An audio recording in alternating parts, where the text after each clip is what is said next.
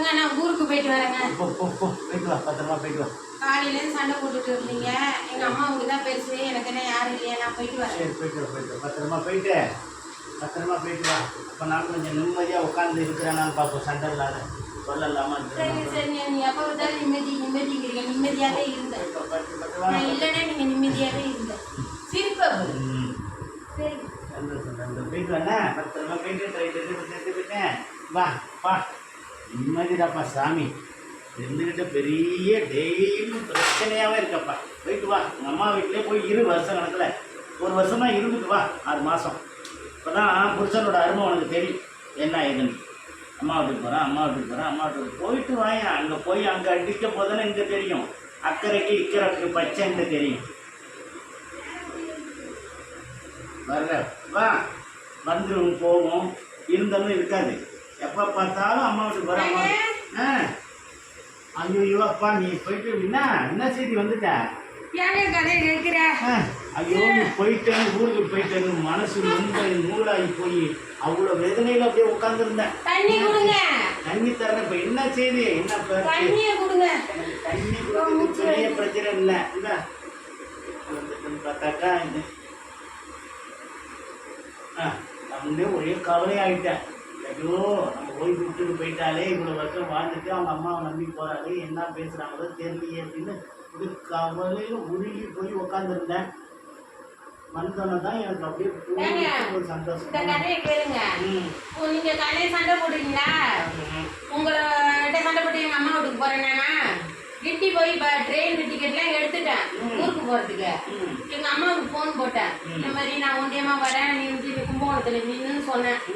அவங்க என்ன பண்ணிட்டாங்க, புருஷன் விட்டுதான் பெருசு, நீ சண்டை போட்டுட்டா வராத, நீ வந்தீங்கன்னா புருஷனோட வா, அப்படி இல்லைன்னா நீ வந்து புருஷன்லாம் வரக்கூடாது, அங்கேயே நீ திரும்பி உன் புருஷன் வீட்டுக்கு போ, இனிமேல் நீ இங்கே வரவே கூடாது, வந்தா சந்தோஷமா வா அப்படின்னு சொல்லிவிட்டு அந்த கல்வி.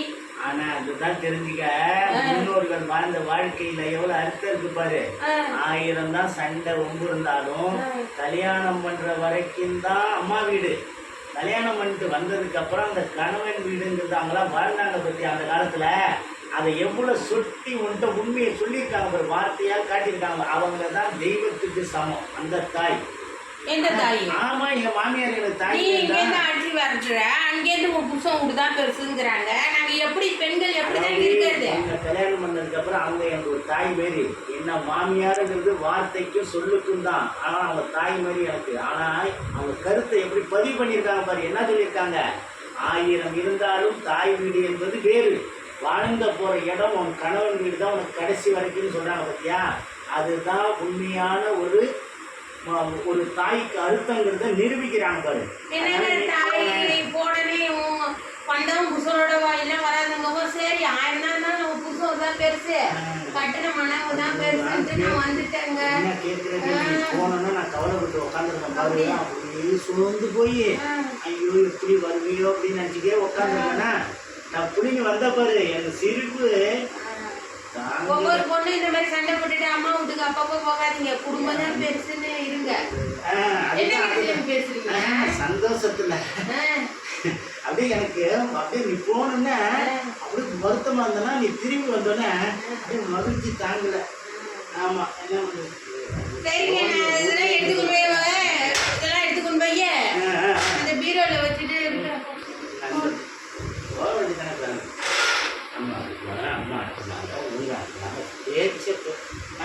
சரிம்மா, ஒரு என்ன வா, வந்து டீ ஒன்று போடு. நீ போனதுலேருந்து கவலையா இருந்தது ஒரு போக்கா போயிடுச்சு. ஒரு டீ ஒன்று போட்டு. அதெல்லாம் கிடையாது, ஒன்றுமே இல்லை. நீ போய் ஒரு டீ ஒன்று போட்டு எடுத்து உன் கையில் குடிக்கிறது தான் சந்தோஷம். வந்துட்டு ஊர்லேருந்து போயிட்டு உடனே வந்துட்டு பேச்சு அது ஒரு மாதம் இருக்க அப்படியே ஃப்ரெண்டுகளோட போய் ஜாலியாக அப்படியே என்ஜாய் பண்ணிட்டு அப்படியே ஜம்முன்னு இருக்கலாம் அப்படின்னு பார்த்தா வந்துட்டேன். அம்மா சொன்னாங்க, அப்பா சொன்னாங்க. ஐயோ அப்பா, திரும்பி இந்த பேக்கை பார்த்தனா தான் எல்லாம் போயிடுச்சு. சொன்னாங்க மாமியார் சொன்னது இருக்கட்டும், அவங்கள்ட்ட சண்டை போட்டு ஒரு மாதம் இருந்துட்டு வந்துருக்கக்கூடாது. திரும்பி வந்துட்டு பாசங்க போனாங்க வந்தங்க இதுவா என் ஜாலி இதெல்லாம் கெடுத்துட்டு மறுபடியும் 1 மாதங்க தங்கிட்டு வந்துருக்க கூடாது. வந்துட்டு